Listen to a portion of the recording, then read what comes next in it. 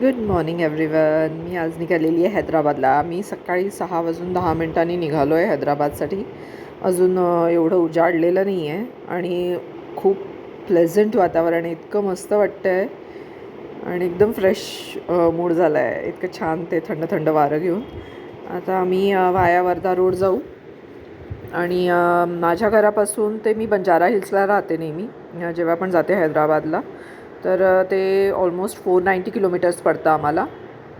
म्हणजे 6.5-7 तास ऑलमोस्ट आम्हाला लागतात. लास्ट टाईम जर जास्ती लागले होते कारण पावसाळ्यात गेलो होतो आम्ही आणि अतिशय घाण रस्ता झालेला होता. होप आता सगळं पॅचवर्क वगैरे त्यांचं झालं असेल. आणि आता आम्ही इथे अजनीच्या स्क्वेअरच्या इथे आलेलो आहोत आणि आम्ही आता एशियातला जो लॉंगेस्टवाला मल्टी डच म्हणतात त्याला, तो आपल्या नागपुरातच आहे. तर वाया त्याच्यावरनं आम्ही जाऊ. तो फ्लायओव्हर आम्ही घेऊ. खूप नागपुरात फ्लायओव्हर झालेले आहेत. खूप सुंदर रस्ते झालेले आहेत. इन्फ्रास्ट्रक्चर वाईज नागपूर खरंच खूप छान डेव्हलप होतं आहे रिअली. आता आम्ही तो डच आम्ही चढतो आहे आणि रिअली व्हेरी ब्युटिफुल बघण्यासारखं आहे. फ्लायओव्हर, त्याच्यावर मेट्रो आणि खालून रोड, असं तिन्ही गोष्टी या डचमध्ये इन्क्लूड आहेत. आणि हा सर्वात लॉंगेस्ट असल्यामुळे कुठेतरी आपलं मॅपवर आपलं नाव आलेलं आहे नागपूरचं. सो फिलिंग रिअली प्राऊड आणि सुंदर वाटतं आहे सगळीकडे. म्हणजे एवढ्या सकाळी निघालो आहे तरी गर्दी व्यवस्थित आहे आजूबाजूला. असं नाही की काही कमी गर्दी वगैरे आहे, व्यवस्थित गर्दी आहे. आणि हैदराबादला ॲक्च्युली मी नेहमी बिझनेससाठी जात राहते, त्यामुळे आम्ही जनरली याच वेळेस निघून जातो. कारण हैदराबादमध्ये ॲक्च्युली कधी गेलं तरी तुम्हाला ट्रॅफिक मिळतोच. पण तरी त्यातल्या त्यात आम्ही विचार करतो की जर आम्हाला नागपुरातही थोडा कमी ट्रॅफिक मिळाला तर जायला बरं पडतं तिथे.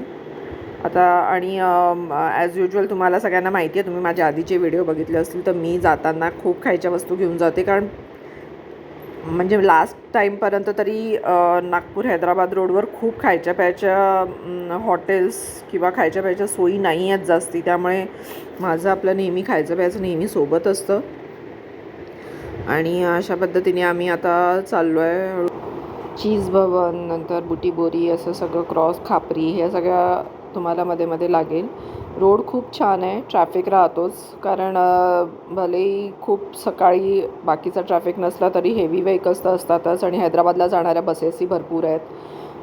सो तो ट्रॅफिक तर अनअवॉइडेबल आहे. तर you have to face that.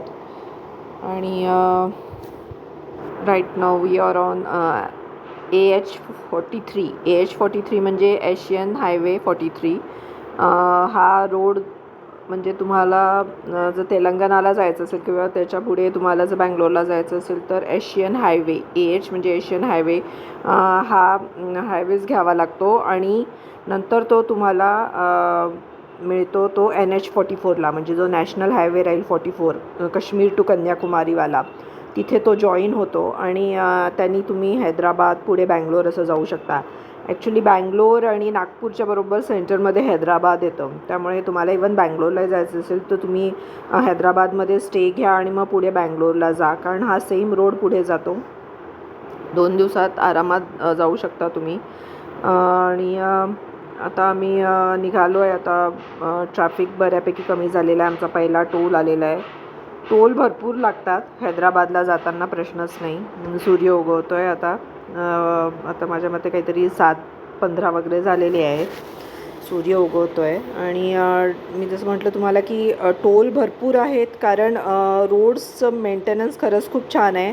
म्हणजे महाराष्ट्र असो नाही तर तेलंगणा असो, म्हणजे महाराष्ट्रापेक्षा मी म्हणेन तेलंगणामध्ये थोडं जास्ती त्यांचे रोड बेटर केलेले आहेत त्यांनी. त्यांचं ब्युटिफिकेशन पण जास्ती सुंदर आहे तेलंगणामध्ये. म्हणजे तुम्ही तेलंगणामध्ये जसं एंट्री करताना तुम्हाला ते दिसतंच, अगदी प्रश्नच नाही.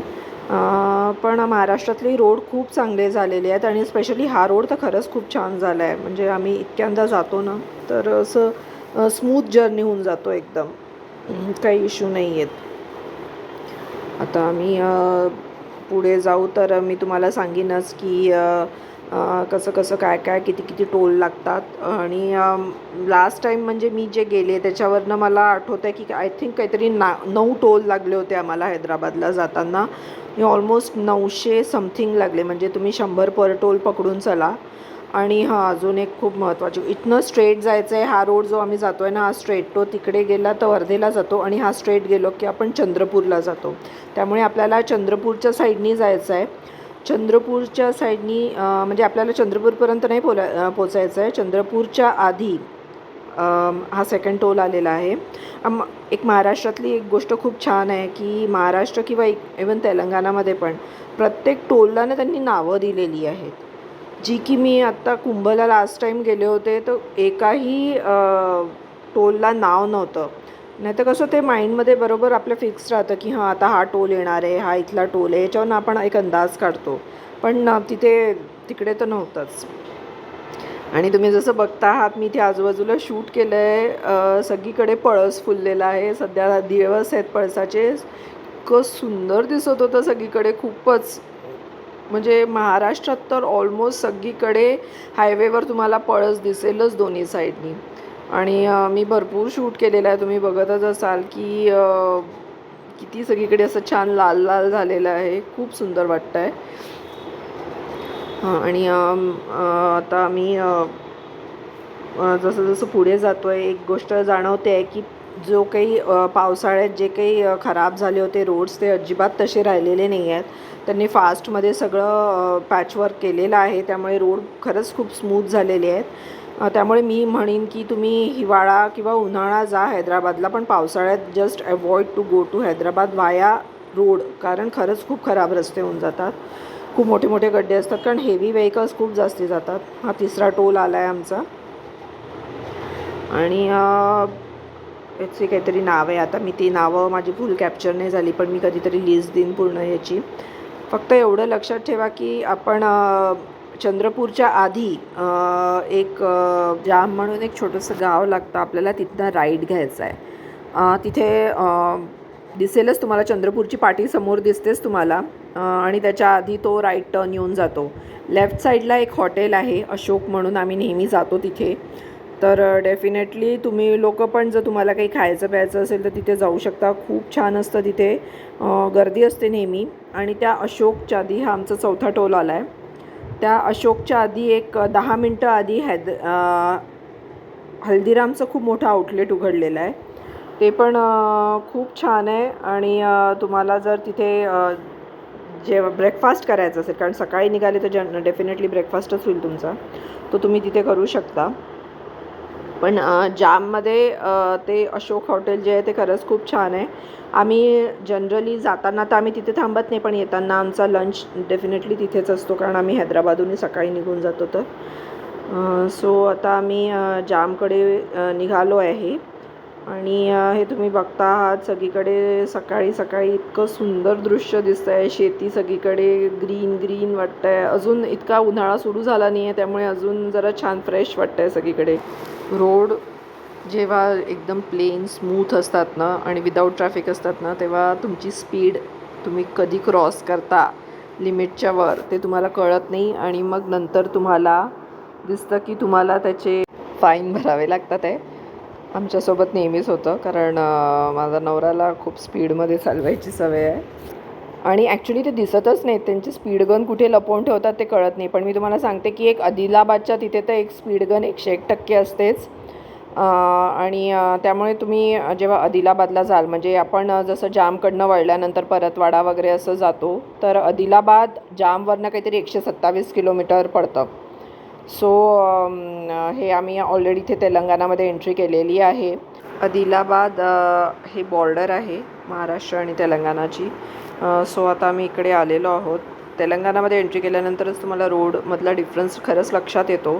त्यांचं ब्युटिफिकेशन, त्यांची झाडं जास्ती लावलेली आहेत त्यांनी. त्यांची ॲक्च्युली आजूबाजूला झाडं पण खूप जास्ती आहेत. महाराष्ट्रात आपल्याला सध्या पळसच दिसतो आहे, पण इथे तुम्ही बघाल इथे ग्रीनरी खूप जास्ती दिसते आहे. आणि मे बी तिथलं वातावरणही आहे. पण अगदी मी हैदराबादला दर सीझनमध्ये जाते, पण इतकं पण कमी नाही आहे, पण आहे. खूप असं गरम नाही आहे, पण ठीक आहे. त्यामुळे इथे झाडं जास्ती ग्रीनरी तुम्हाला दिसते. 12ही महिने, प्रश्नच नाही. इथे पण तुम्ही बघालच हेवी ट्रॅफिक जास्ती आहे. आम्हाला कार खूप कमी लागतात आहे, पण बाकीचं ट्रक्स खूप जास्ती दिसतात आहे आणि त्या अगदी राईट फ्रॉम नॉर्थवरनं आलेल्या आहेत. आणि जर तुम्ही बघता आहात म्हणजे असं खूप साऊथवालं फिलिंग येतं आहे मला हे अशी झाडं पाहून. मला खरंच खूप आवडतं, म्हणजे जितकं नेचरमध्ये राहायला आवडतं ना मला. हा आमचा टोल आलेला आहे. जितकं नेचरमध्ये राहाल तितकं तुमचं माइंड फ्रेश होतं आणि खूप छान वाटतं. नंतर यांची झाडं खूप जास्ती आहेत. तिथे बोगनविला लावलेला आहे यांनी सगळीकडे, आणि सगळ्या रंगाचे बोगनविला लावलेले आहेत. खूप छान दिसतात आहे ते. मेंटेन करायला जास्ती इझी आहे, त्यामुळे त्यांनी ते झाडं बघितली. आपल्या इकडे मला मोस्टली सगळीकडे म्हणजे अशी मिक्स झाडं दिसली, पण यांनी सगळीकडे बोगनविलाच लावलेला आहे. आता आम्ही अजून एक हैदराबादची जाताना ही स्पेशालिटी आहे की तुम्हाला तिकडे खूप दगडं दिसतात. खूप जास्ती तिथल्या प्रदेशात दगडं आहेत, कारण दगडं फोडून फोडून त्यांनी रस्ते बनवलेले आहेत. तिथले फ्लायओव्हर्स आहेत, त्यामुळे ते एक हैदराबादमध्ये गेल्यानंतर हे तुम्हाला प्रॉमिनंटली दिसतं. आमचा 5वा टोल आलेला आहे. एक हा टोल तर माझा स्किप नक्कीच झाला असेल काहीतरी बोलण्यात नक्कीच, पण टोटल 9 टोल आहेत एवढं नक्की. आता आम्ही जवळपास दुपार वगैरे झालेली आहे. आम्ही इथे हळूहळू हैदराबादच्या जवळ पोचतो आहे आम्ही. आणि हैदराबादच्या जवळ पोचल्यानंतर तुम्हाला लक्षात येईल की हैदराबादच्या तिथे फ्लायओव्हरचे काम सुरू आहेत. 3 मोठे मोठे फ्लायओव्हर बनतात आहे. त्यातला हा पहिला फ्लायओव्हर आहे. इतके जास्ती लाँग फ्लायओव्हर आहेत हे. म्हणजे मी 1-2 वर्ष झाले मी रेग्युलरली येते आहे हैदराबादला. काम सुरूच आहे पण अजूनही. आणि इथे काही हैदराबादमध्ये एंट्री केल्यानंतर तुम्हाला म्हणजे तुम्ही मनाची तयारी करून चालायचं की खूप भयंकर ट्रॅफिक लागणार आहे आपल्याला. खूप जास्ती ट्रॅफिक, म्हणजे हे बघा 44 मिनिट्स दाखवतो आहे मला फक्त 16 किलोमीटरसाठी. इतका जास्ती ट्रॅफिक असतो इथे. आम्ही आमच्या हॉटेलच्या साईडने निघालो आहे आता, पण मला माहिती आहे की आम्हाला खूप पेशन्स ठेवून जायचं आहे. आणि आम्ही ॲक्च्युली बंजारा हिल्समध्ये राहतो, त्यामुळे आमचा जो रोड आहे तो आम्हाला एक फ्लायओव्हर घ्यावा लागतो. आणि बंजारा हिल्सचा रोड नंबर 1 असं म्हणतात त्याला, तिथे आम्हाला जायचं असतं. आता आम्ही हा फ्लायओव्हर घेऊन चाललो आहे. हैदराबादमधले फ्लायओव्हर बरेच जुने आहेत, काही काहीच नवीन आहेत, पण हा आमचा एक जुना फ्लायओव्हर आम्हाला घ्यावाच लागतो नेहमी बंजारा हिल्सला जाताना. नंतर तिथनं हे आम्ही एक लेफ्टला वळून आम्हाला बरंच गल्ली, आता आम्हाला गल्ल्या वगैरे पाठ होऊन गेल्या कारण आम्ही बरेच वर्ष झाले येतो आहे तर. आणि हा आमचा आलेला आहे हे विवांता हॉटेल आहे. हे आमचं लँडमार्क आहे की आम्हाला विवांता हॉटेलच्या तिथनं यू टर्न मारून आमच्या बंजारा हिल्सला जायचं आहे. सो आता आम्ही इथनं जातो आहे. इथेही ट्रॅफिक भरपूर आहे. आता दुपारचं ऑलमोस्ट 1 वाजलेलं आहे, पण असं नाही की ऑफिस टायमिंगलाच इथे ट्रॅफिक वगैरे असतो. इथे पूर्ण वेळेस ट्रॅफिक असतो. रात्रीच फक्त लोक माझ्यामध्ये शांत झोपतात 12 नंतर. बाकी सकाळी पण 5:30 पासूनच इथले हालचाली सुरू होऊन जातात. हे हॉटेल विवांता आहे. ताजचे खूप जास्ती हॉटेल्स आहेत इथे बंजारा हिल्समध्ये तर खूपच आहेत. आम्ही पहिले ताजच्या एका हॉटेलमध्ये थांबायचो, पण आता ते बंद झालं आहे. ताज बंजारा म्हणून होतं ते.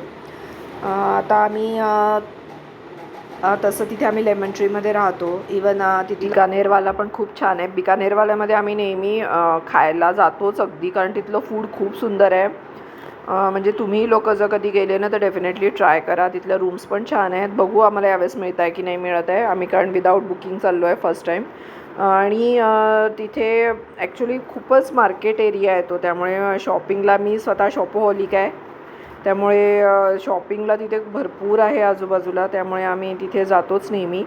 आणि आता हा आम्ही एक फ्लायओव्हर घेऊन चाललेलो आहोत, जो की आम्ही लेफ्टला वळू तर डायरेक्ट बंजारा हिल्सला आम्हाला तो जॉईन करतो.